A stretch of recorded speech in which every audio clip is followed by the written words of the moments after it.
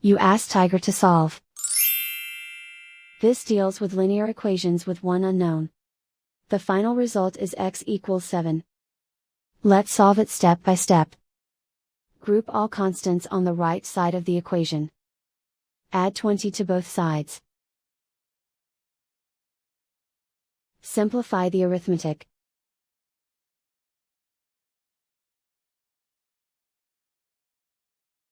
Isolate the x. Divide both sides by 6. Simplify the fraction. Find the greatest common factor of the numerator and denominator. Factor out and cancel the greatest common factor. And so the final result is x equals 7.